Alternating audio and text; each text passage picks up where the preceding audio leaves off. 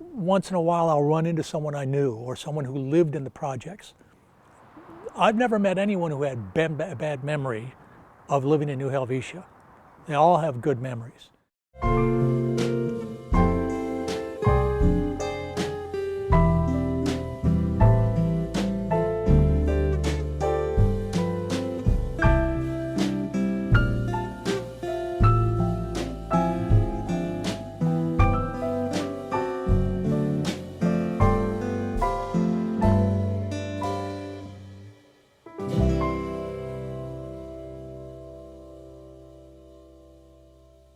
Scott Burns. I was born in 1948 in Los Angeles.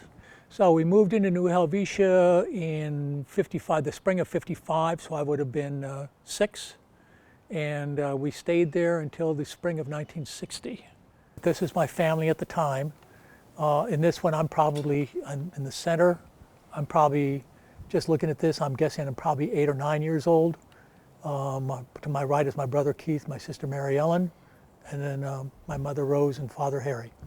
My father was a hustler in the sense that he bought and sold things, worked the flea markets in the 50s and 60s and actually the 70s.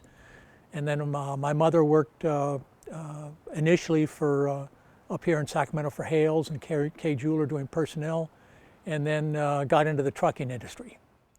One of the nicest things about New Helvetia during those days, at least for kids, it and the surrounding area was just one giant playground.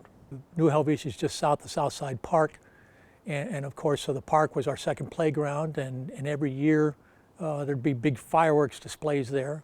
There used to be 2 islands there, and they'd shoot off fireworks from one island to the next and have connecting fireworks in between. Just to the east is the cemetery. That was a second playground. No orange is better than those oranges that grew in the cemetery. One of the things we would do when we got home to school, there was a toy library, lending toy library right in dead center. At least once a week you'd go to the toy library to see what new had come in and check out some new toys to go play with. We moved in 55, which of course is a couple of years after the desegregation order. But even though the desegregation order came in, you can't move people in unless people moved out. So when we moved in, it was predominantly Caucasian and Asian, a smattering of Hispanic. When we first moved in, there were no blacks at all. As a matter of fact, I remember, I think I was in 4th grade, I think, before I had a black student in my class, Willie Smith. I always wondered what happened to Willie Smith. There were black students at Jedediah Smith, but I was in 4th grade before one of them was in my own class. What really started the integration wasn't so much New Helvetia, but when they built River Oaks, which everybody calls CV Circle, but when it first opened up, it was called River Oaks. When River Oaks opened up, then a lot of vacancies occurred and the waiting list filled into there. When I was in 5th grade, I started a little neighborhood local newspaper, and we had I got one of those little mimeograph machines that you get at Christmas time. And I started printing a little local news sheet and passed it around the neighborhood.